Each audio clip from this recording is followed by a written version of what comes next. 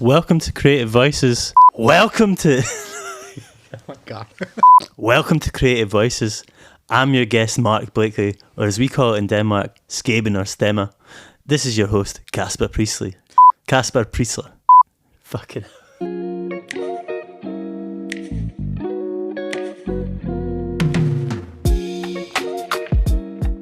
Perfect, yeah. Thank you for this. It's not even my real accent. This is Skaben and Stemma, and we have guests Mark Bleakley and not Mark Bleakley. Correct. Mark Bleakley in the studio. Mark is he is many things, but amongst other things and the reason we have him here is that he is a dancer, an artist. A contemporary dance artist, a b-boy, house dancer, and roller skate dancer. Yes. Yeah? Welcome, Mark. Thank you. Do you want to begin a bit with telling about yourself? I'm all of the things above. I call myself like an artist and choreographer. Mm-hmm. And I have a background in breakdancing, and then that kind of developed, and I started engaging with house dance as well. Mm-hmm. I often like tell this story from the beginning of being a angsty teenage boy, finding breakdancing through my brother, who was doing it at the high school that we were at. And then firstly, I wasn't allowed to be a breakdancer. I wasn't allowed to be a b-boy. I had to be a popper when it first started, because my brother, this is just to make him feel guilty, he didn't want us to be doing the same thing, because then people would realize we're related. So I had to be the popper in the family instead, and that lasted maybe 6 months, and then I realized I couldn't pop and I wanted to break dance. So he gave up. Nice. But yeah, so I did that throughout my teens, and I still break dance a little bit. Maybe not so I'm not competing or anything like that, but I still enjoy throwing down. And then I went to study at an art school in Newcastle in England. And then kind of was dancing alongside, and then I started getting interested in video art. And then from that, I started just looking at old footage of things that I found interesting.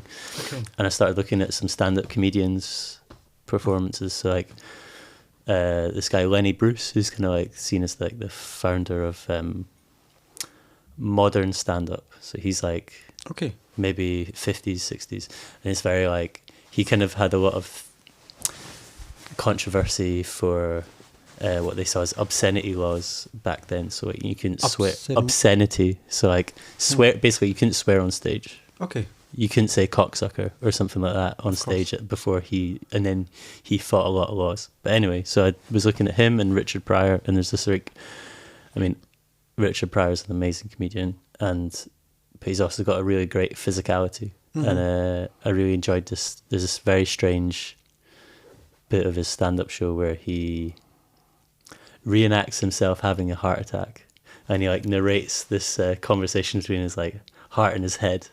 About he's you shouldn't be eating all that pork, and he's a really retching on stage, curled up in a ball, just rolling around the floor, and it's quite surreal to see someone do this reenactment, and it's really real. So I was oh. It felt real. Yeah. It's really, it's not a real heart attack on stage, but you can see his face is is screwing up in pain, and you're oh wow, this really happened to him. Wow. And then I was okay, maybe I tried to I couldn't do anything with the video because it was very short clip and very crap footage or rubbish quality, and so that maybe I just try and re-perform it and see what that does. Okay. And then from that I made my first performance, which was called 3 Movements of Funny, which was it's not a funny piece, but it's me collaging different actions and gestures of 3 male stand-up comedians, Richard Pryor, Lenny Bruce, and Woody Allen. Yeah. Okay. This is very old, like very like stereotypical idea of stand up. But yeah, that really opened me up to like thinking about creating with dance. I think I was always dancing. Yeah. But this video, the performance was dancing. Yeah. Inspired by comedians. Yeah. Interesting. And I think I just did it out of interest. And then it was one of my teachers that was like in an art school, who's a sculptor.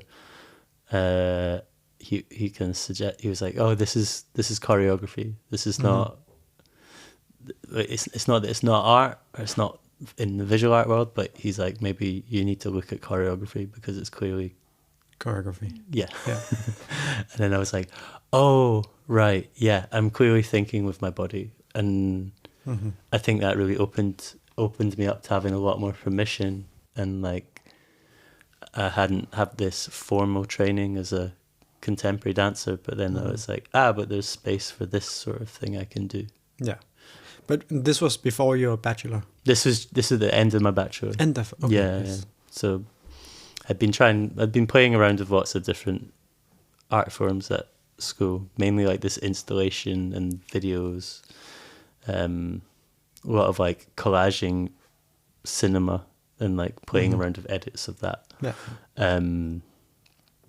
But this was like a real like, oh, okay. And then I think for me, I like realized that, and this is why I always like want to honor and talk about my breaking background, is like, that's given me a very strong skill set, I believe, in terms of how to use my body, especially because it's not like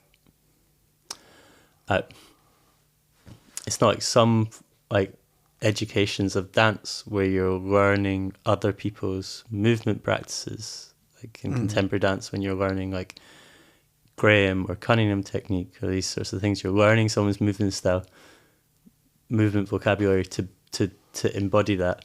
Yeah. Breaking's a bit different in that, like, yeah, you learn moves, you learn foundations, but it's always, how do you flip that? How do you make that yourself?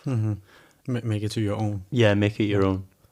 And I think that really helped me of like thinking as a choreographer or thinking as like a maker. Is like, well, I'm always having to make something myself. I'm always having to remake the step to make it my version or something. Yeah. So yeah, cool. And can you tell a bit more about these? You say these names, Graham and what is that? Who are they? I mean, yeah, again, my dance education is very loose in that way of like, I've never studied them, but these are like the modern dance choreographers from the 20th century that kind of made, in the Western contemporary dance world, they were like moments that really came in. Martha Graham, and then Merce Cunningham, they both kind of work, and it's often these works are often like, they're forms of ballet, but more modern forms of ballet, or very inspired by that. And I think this is when my education is not great, but like Martha Graham has this relationship to yoga and kind of Eastern practices, and Cunningham, I don't fully, my knowledge isn't great on him. But that's okay.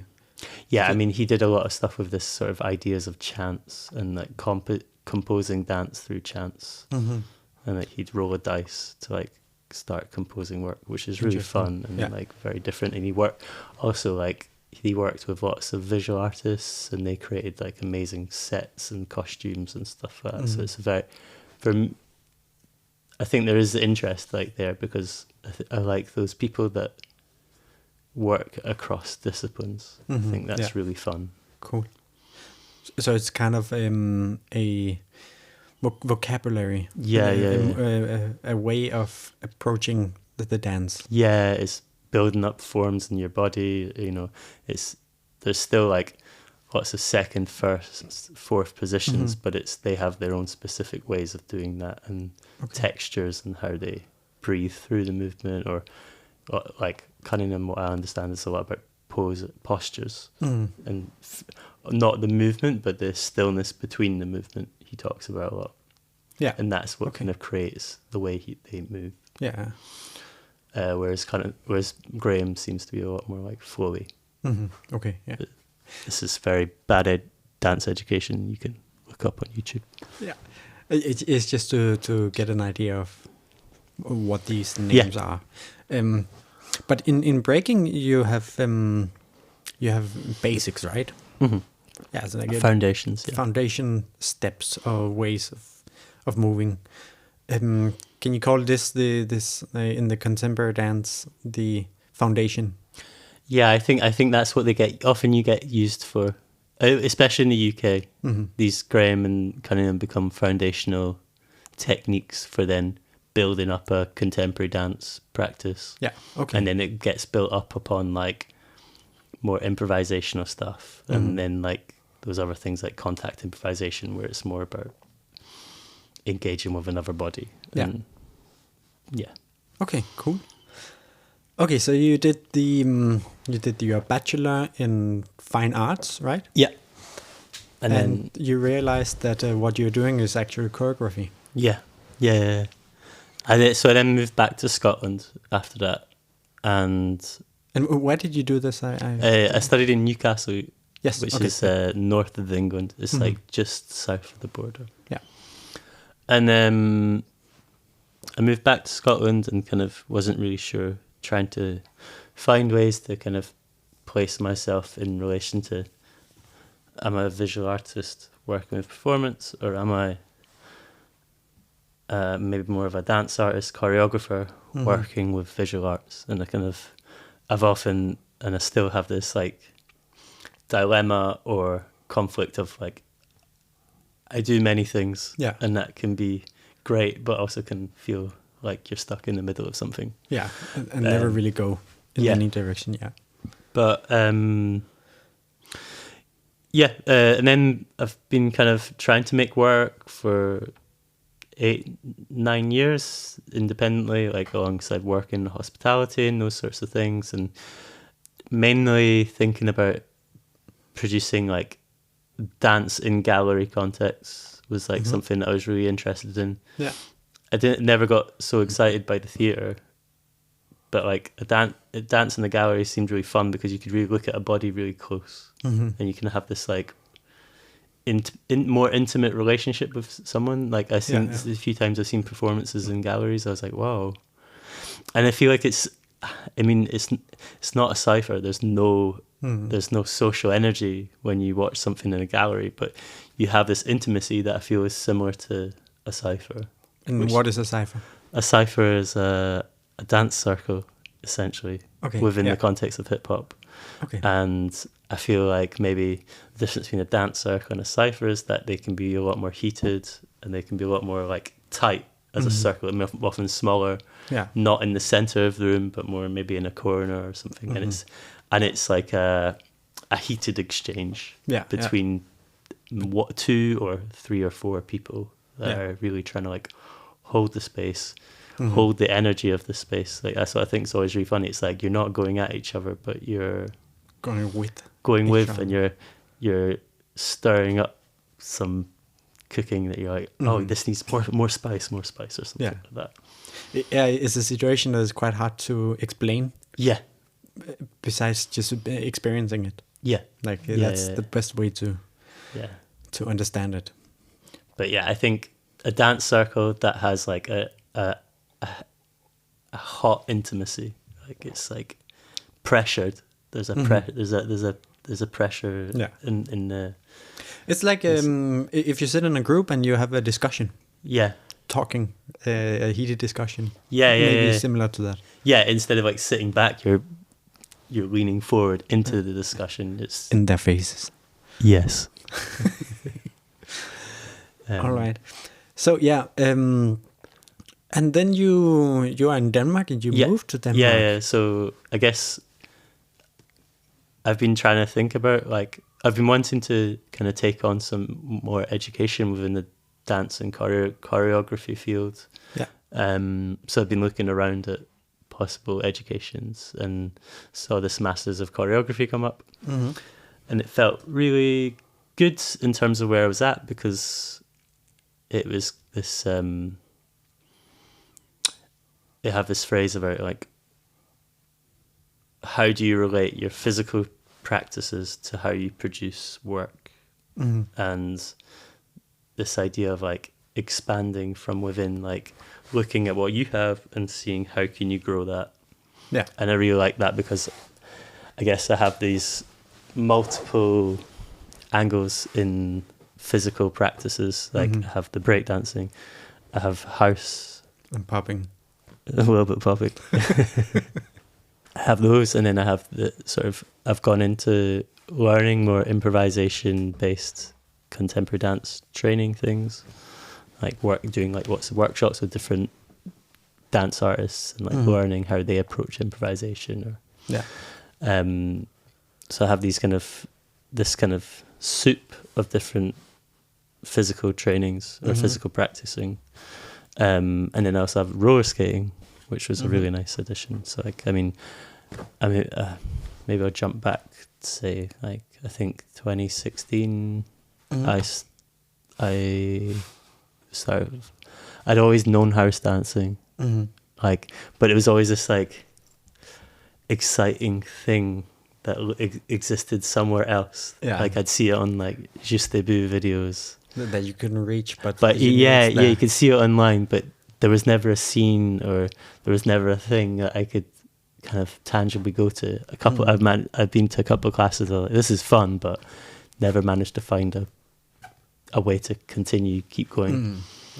But I was really lucky. I got a bit of money from an organisation called Artist Network in the UK, and that allowed me to go and travel for 5 weeks in America, where I went to this performance festival in Portland, which is called Time Based Art Festival, which is very like every art form being mixed, and it's very experimental, and it's really fun.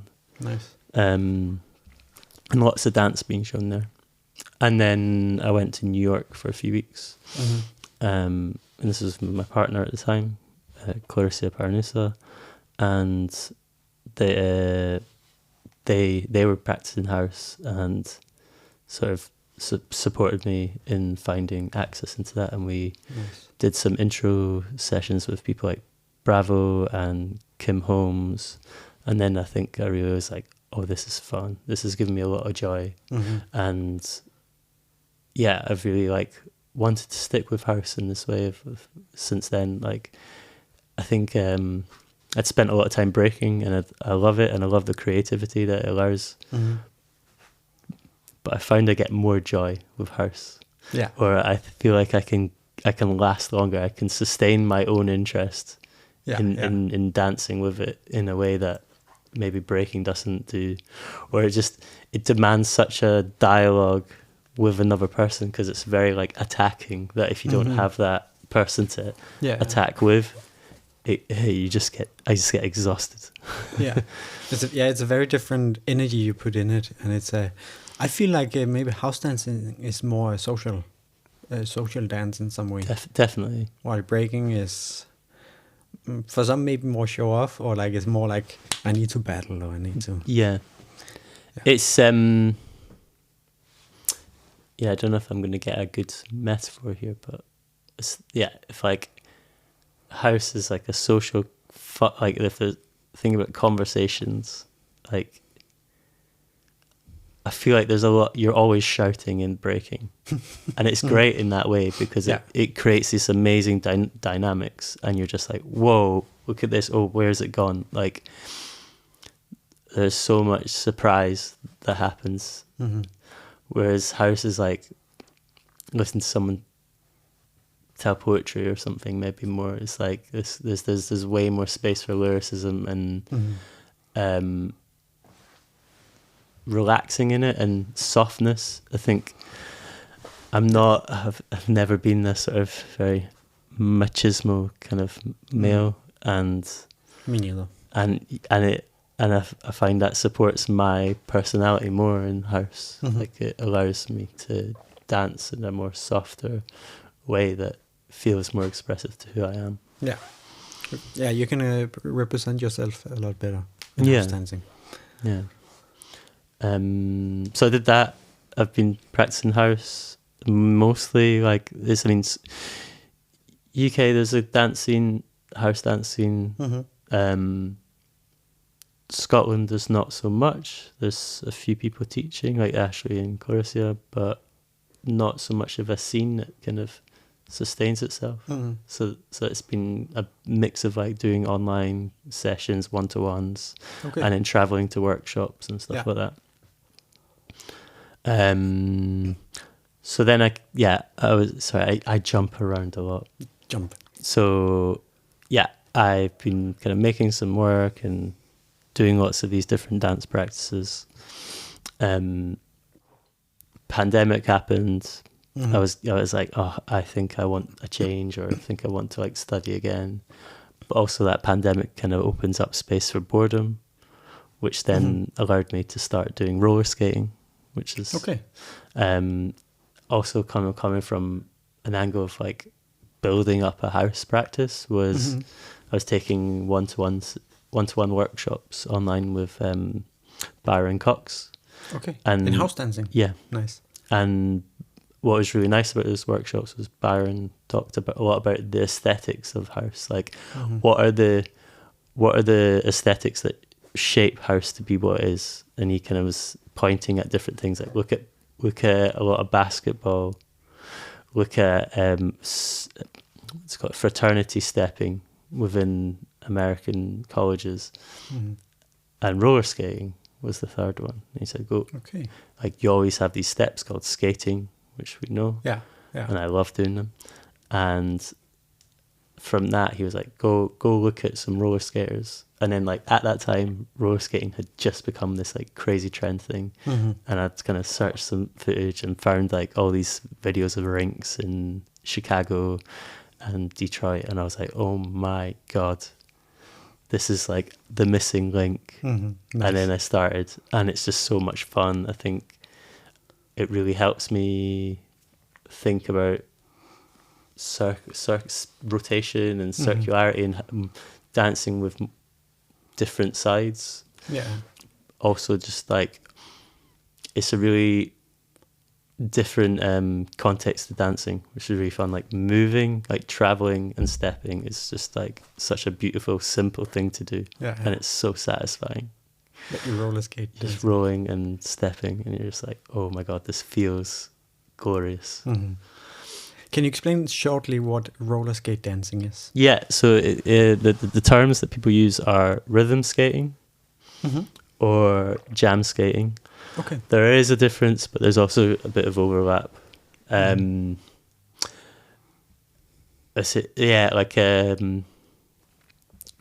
skating comes from America, from the black communities in America. It was there's a great documentary called United Skates, which I definitely recommend people to watch. And they talk about the thing of like segregation existing in America, and how that then produced these things that they call adult nights. Adult nights. Yeah. So these were like nights at the roller skating rink that were for adults, but basically were for the black community, because they weren't allowed to come at any other time. Yeah. But that space created a community and allowed people to really start expressing themselves on roller skates. And it just brought a lot of like the cultural, how do I say this? Like, it brought a lot of like the dance cultures of the African American communities onto the roller skates. And it just seems to have exploded, and like it really grew as a dance form. And you have like, I mean, Atlanta's the home of roller skating now. Atlanta and Chicago and Detroit are the three places.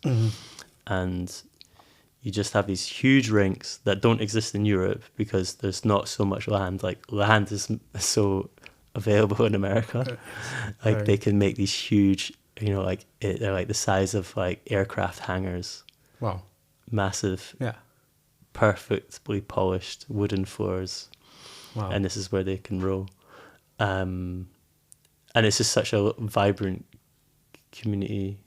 And yeah, so I mean, I really love that, like this idea of like continuing dancing, but in a on roller skates. Just felt so much fun. Yeah, I can imagine.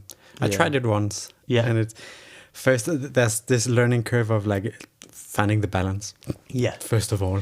Yeah, because you don't have the same control. For sure. On feet, you have your feet to control and direct contact, but here you have something that rolls. Yeah. I really love it. It's like you have a different relationship to the ground. You're still using the ground to move and to dance, but you have to somehow like be with the ground in a different way. You have to be more sensitive to like how you shift your weight and stuff like that. Yeah. But yeah, once you get over one of the first learning curve, I feel like you can really hit some satisfying things really easily. Like I can imagine that. These bubble steps or like this crossover step that once you get that, if you put a disco song on and you roller skate and you do this step, you feel like $1 million or something. Like you just feel like I am the shit. That's amazing. And I think that's really nice. It's like, you know, it's highly technical. There's lots of skill involved, but there's lots of it doesn't demand that. You can still enjoy it in a way that is very like low level, but you can still, you know, it's so much about the groove. That's what I think. Roller skate. Yeah, dancing. You got to, if you're not rhythm skating. Yes, yeah. I need to have the sounds. Yeah, it's very like you're always having to have a bounce. If you don't have the bounce, when you step, you're going to fall because you're not repelled. You know, you need to bounce between the steps to catch the weight. So it means the groove is really important in how you move. Okay. Yeah. So that's a detour around roller skating. Fantastic. Which I can recommend to everyone to at least try. Roller skate, dance, or rhythm skating or jam skating. Yeah. Yes. Perfect. Thank you. Yes. But yeah, so I'm in Copenhagen now. Yes. So I started this master's, and that was the idea of like really wanting to kind of learn a bit more about choreographing, like the skill of like composing bodies moving on a stage or in space. Yeah. And how can I do that? Like, how do I bring my skills or my experiences from my art world, my experiences like making visual art, and then my experiences of working in practicing breaking and practicing house. Different movement practices. Yeah, how can I use those as tools or inspirations to help make choreography? Let's hear more about that just after a jingle. Can I go pee? Yes. So you wanted to dive into like how you can combine your visual arts with your physical practices and choreographic work. Yeah. So what was this education about, this master? Yeah, it's in some ways a very open. Masters is definitely around like you developing your practice a lot on your own, but supported through the education. So in some way, it's open to like you could make whatever you want. They're not like trying to tell you how to make dance, but it's more like, okay, what do you make? Okay, then we have questions, or these are the questions that come out of the work you make. So it's more like a mentor.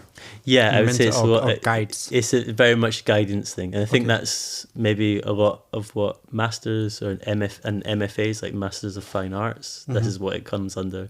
These are more around like it's very self-led, so you have to just be able to work on your own. Yeah. But they find ways to kind of come in and support that So we a lot of time it's like I would say we have a semester. In one semester, we have a task of the production, and then throughout that you have like moments where you meet the group and you share material, you share references, you might share small excerpts of work you're developing, and then we reflect on that and we discuss that, and then we present something. So like one of the fun things that we did on the masters was we got to work with the bachelor students, and we got to choreograph on them. So like very much being, the stereotypical like choreographer from the outside, telling a group of young dancers what to do. Okay. And that was really great. Like it was such a challenge in terms of taking on this leadership role, but also like this kind of hosting, caring aspect of working with other people. Also, it's like within this educational context, so there's a bit of having to like support people through how you do that. But yeah, super nice. Okay. I find it like these arts education quite interesting, because art it's something very personal in some way, and how can you be either you say you didn't get taught a lot, so it's more a mentor, but I just find it interesting that how can they mentor you in your personality, personal expressions. It's interesting. I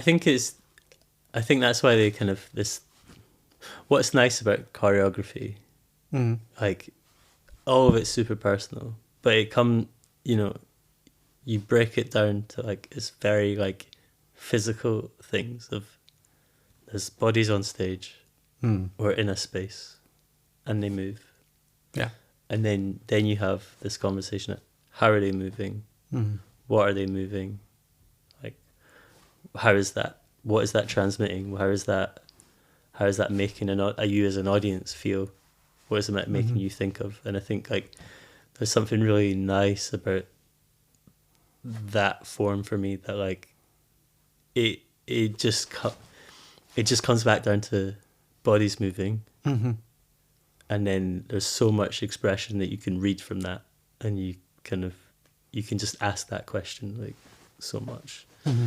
It is really hard. I think it is really hard to teach these things. But I think it's more. I think it's like, how do you create an environment for like someone to then, to support to play, develop their exactly, personal expressions. I think maybe it's like you need to create a sandpit for someone to play in or something. Is there anything?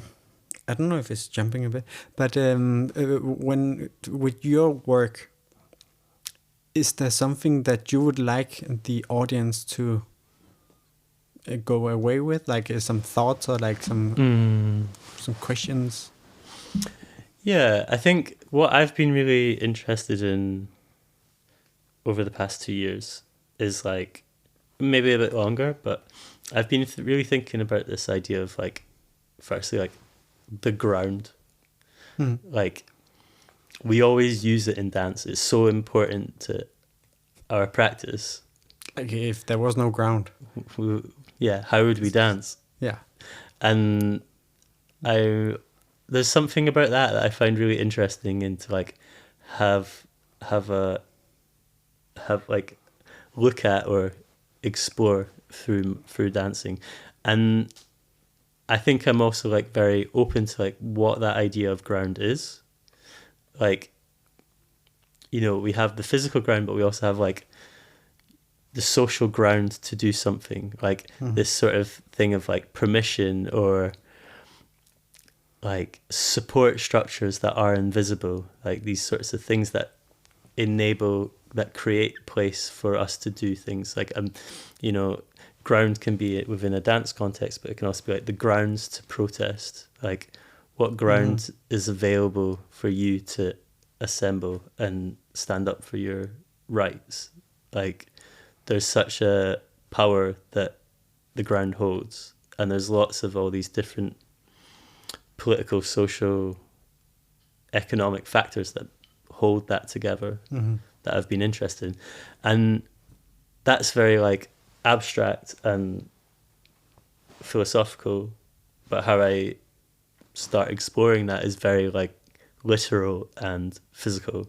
I have a project which is called Dance Makes the Four, which I've been doing since 2021, which is the idea of creating a collectively made dance floor.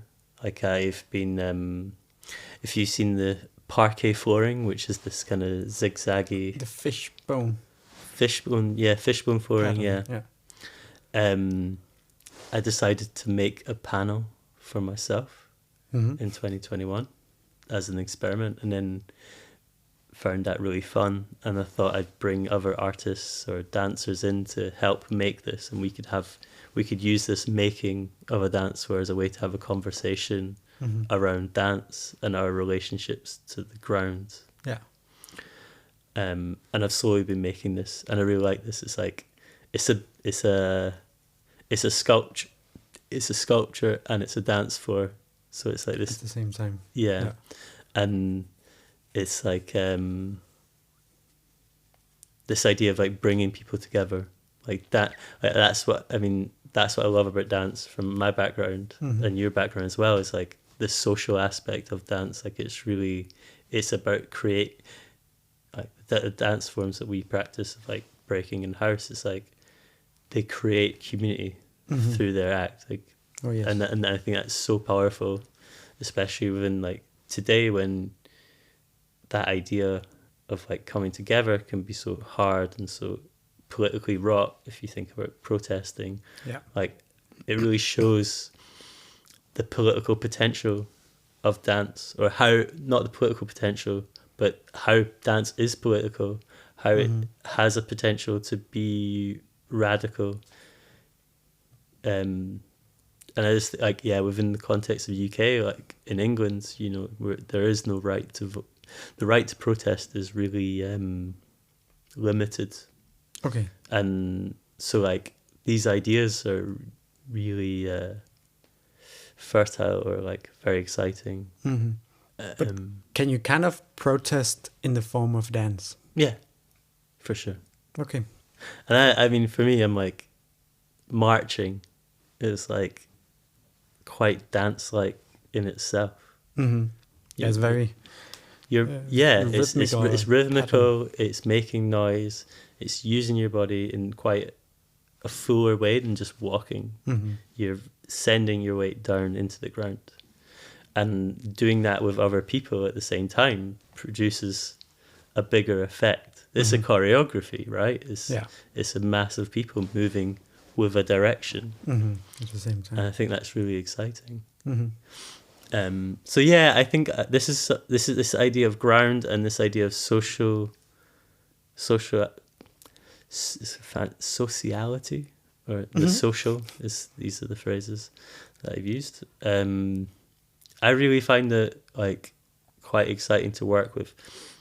I don't know if people come away with that from my work, but it's definitely something that I've been trying to work with. Yeah. The performance that you came to see. Yes, I want to hear about that. Yeah, I was definitely working around this phrase that I wrote, which is community as a landscape. Like, it's a very ambiguous philosophical phrase, maybe. Yeah. But I really like it as like a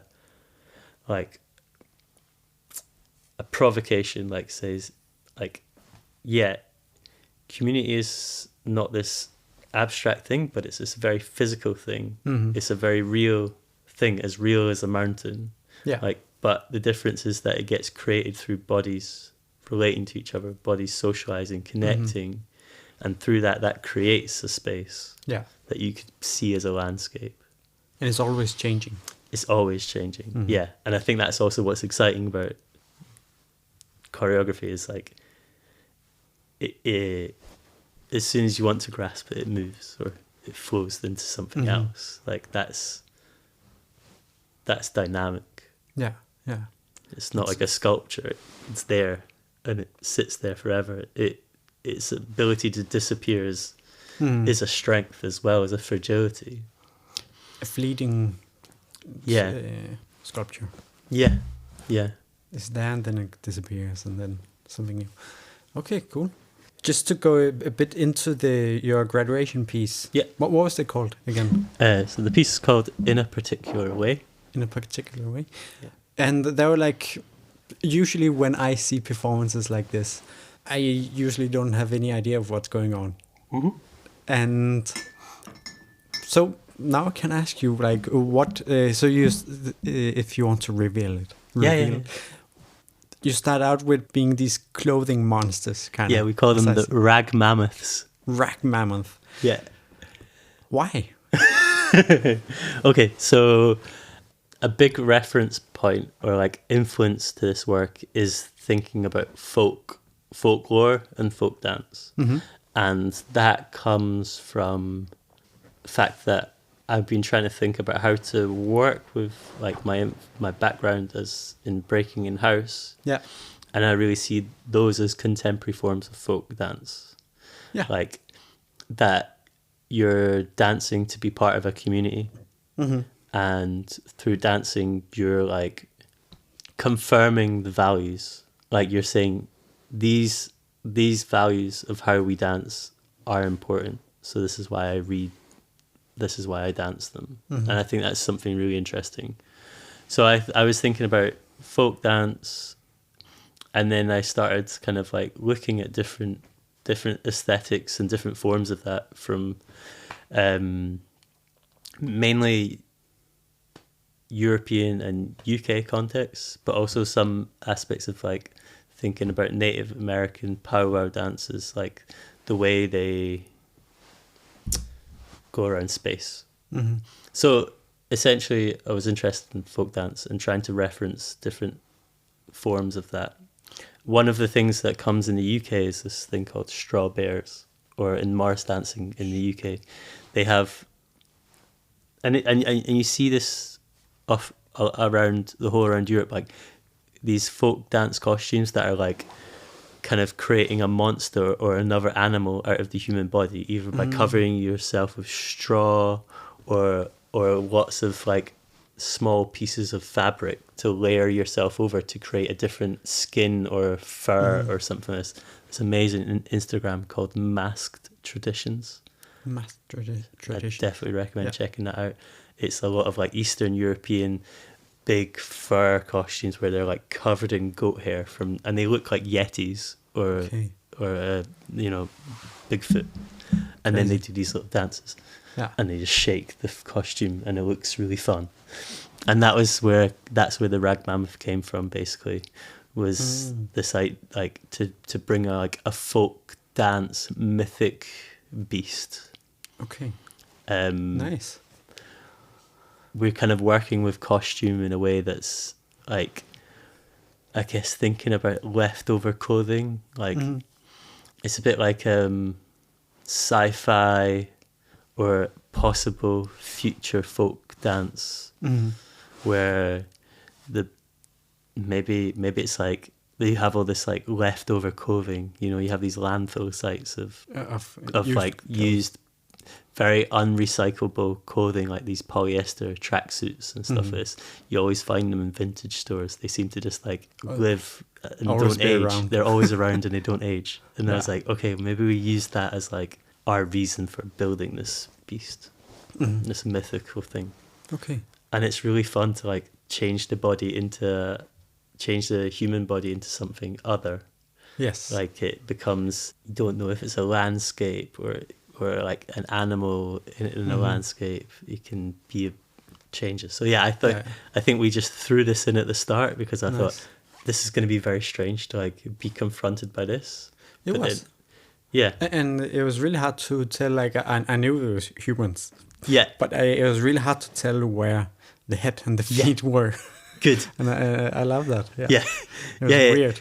And just how that pile of clothes on a body just changes you. And suddenly there's so much like possible imaginations you can have when you watch that. I think that's really exciting. Like it gives space for this more magical other world to kind of come into the work. Yeah. And then a bit later, you started saying some sounds and words and sentences. Yeah. Okay. Yeah. Do you want to start with the sounds, or do you want to start with the words? Okay, sounds.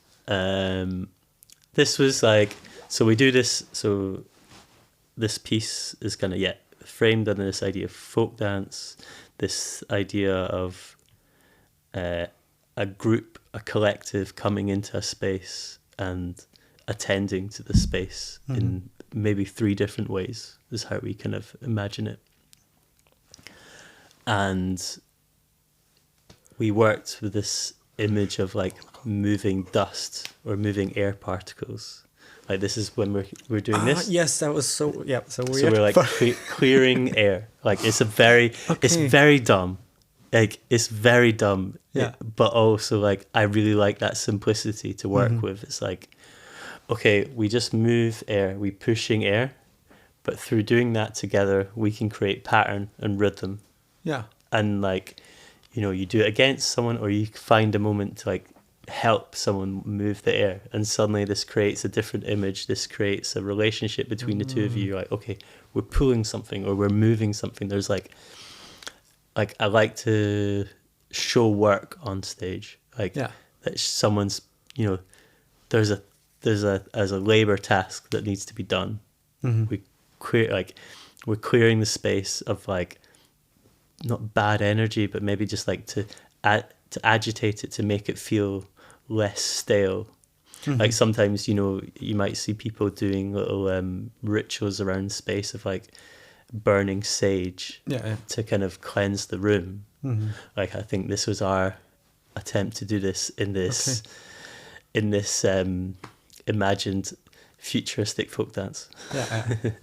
So then we were doing that. It was like, okay, how do we like connect to each other more? And then we used the sounds to kind of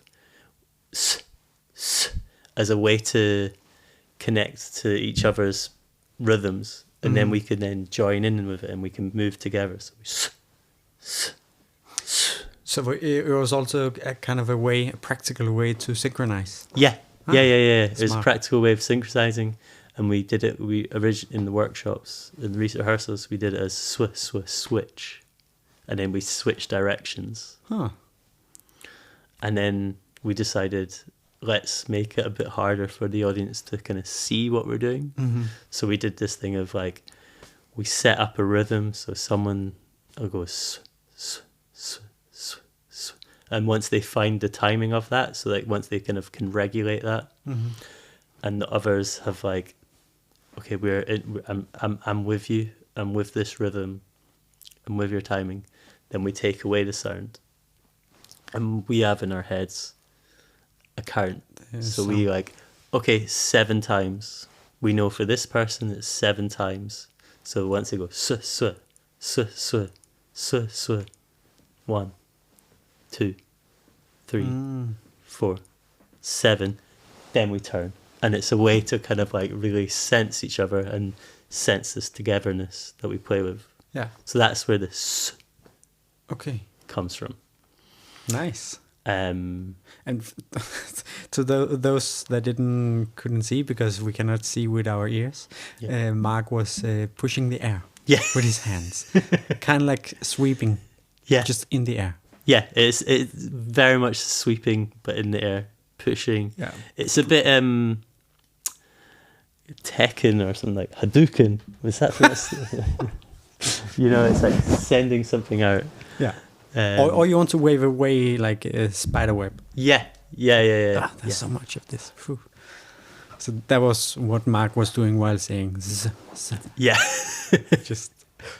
No, that's good to remind. And then the second bit of us doing these words is based on a nursery rhyme. So I think I was thinking about this idea of folk and these kind of collective games that you might play with people, and I thought there's a really like in the UK there's there's this nursery rhyme called Ring Around the Roses, which is a very simple thing that goes a ring of roses, a pocket full of posies, which is a type of flower, a tissue, we all fall down. It's a historical text. Yeah. It comes from the plague. So it's talking about a ring around the roses, a ring of roses for dead people, like for when after someone's died. A tissue, the sneezing from getting the plague. We all fall down. We die. It's a bit dark. Yeah, it's really dark.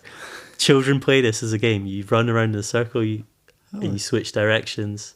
So and then fun. we all fall down. You have to land on the floor as fast as you can. And the person who doesn't, they then stand in the middle for the next round. Wow. And it becomes a thing. So Fun. we kind of use that as like a structure to like think about, okay, let's do something really childish.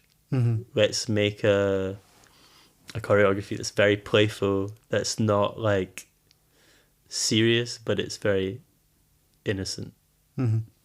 So we started with that, and so the phrase, the rhyme I wrote goes, in the field we field a thing, fielding something, a field that feels like this. Yeah. And it's a bit of a tongue twister. And I guess this is me thinking about this idea of ground or landscape.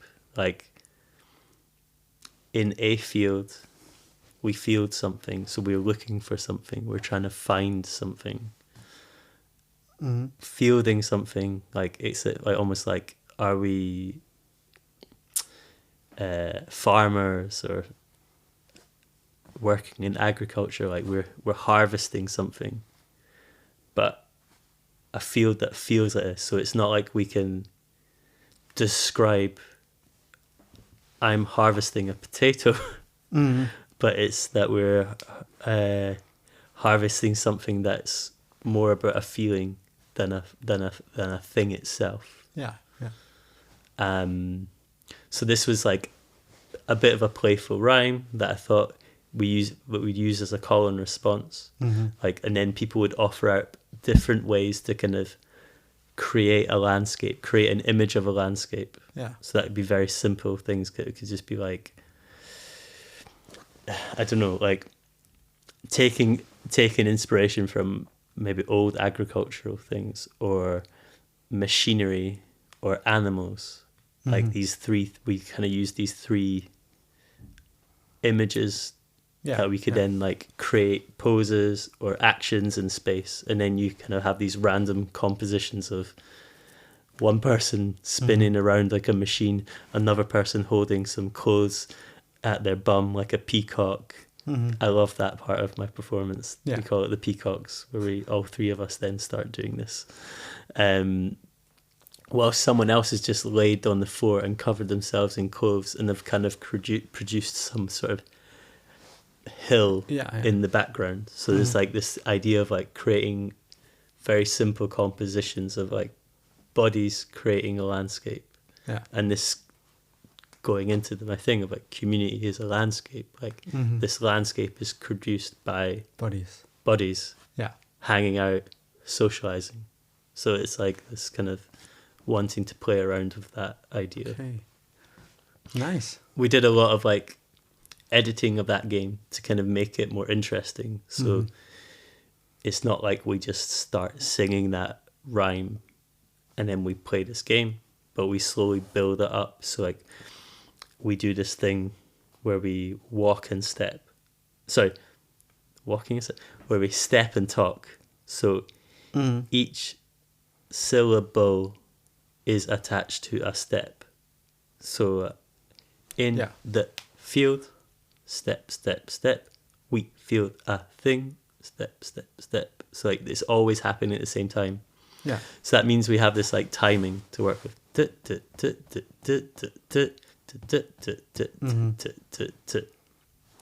So we then start by doing that as a walking. So we're talking it in our heads. Yeah. And then slowly bringing the rhyme into the voice. Okay. And that means that you can have this like secret rhythm that you then accent. I think it's, you know, there's some music compositional relationship there of like, Yeah. you have this time, but you only time hit signature. you only hit certain parts. Yeah. And then you have this improvisation element where we can bring in different words, so we can go together and make it really loud, or one person goes and then another person goes to the next word, and you can kind of have these kind of simple building blocks to kind of create patterns with. Yeah. Before Cool. then we do the game. Yeah. Once the phrase is fully emerged. It's like you created the steps or the pattern first, and then you added the vocal. Yeah, but in reverse. So we created the rhyme, and then to produce the choreography, we then you use the rhythm of we use the rhythm of the words to then build up the way we get to that point. Yeah, it's kind of like cool. Unmaking the text to then make it again. Yes. Yeah. Nice. I like it. Just short. What is how does your future look like? What do you have planned? Oh God. You I've literally just graduated yesterday, so I have very little plans. I am moving back to Scotland, which is exciting and also sad. Yeah. I think I've really enjoyed my time in Copenhagen. It's been really nice to be part of some communities out here. I think like it's really been valuable for me to like be able to take part in the house community. It's such a nice scene over here. It's like it's not a massive house scene, but it's a very it's quality. Yeah. It's got a nice collective to it. It's very open. It's very welcoming, and I feel like I was able to find a place in it. It was that felt really nice. It felt really welcoming and supportive. It's been nice to have you here. Thank you. I will be back. I will be back many times, I think. So yeah, I don't have huge amounts of plans. I think I have one little bit of residency time in a place called the Workroom in Glasgow in November. But otherwise, I'm kind of trying to sort out some internships with some choreographers to kind of keep learning. I think for me is like and get more into it. Get more into it and just get this experience of the professional world, because I think it's all great learning your craft, but there's a whole other thing in terms of like how to produce as a professional thing, how to reach different institutions, dance festivals, those sorts of things. I think it can be really that's like another skill set in itself. That's not being an artist, that's being a professional art worker, like producer, programmer, like these things.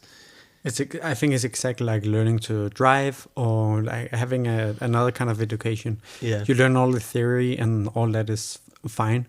And the same way driving, but that's not when you learn to drive. It's not doing the course. It's after you get the license. Yeah, and the same with the other educations. You can learn a lot and you can be very smart, but it works in a very different way in the real world than at the education. Yeah, so for sure. That's good plans. I feel like. Nice. I wish you the very best, but I will see you around still. Yeah.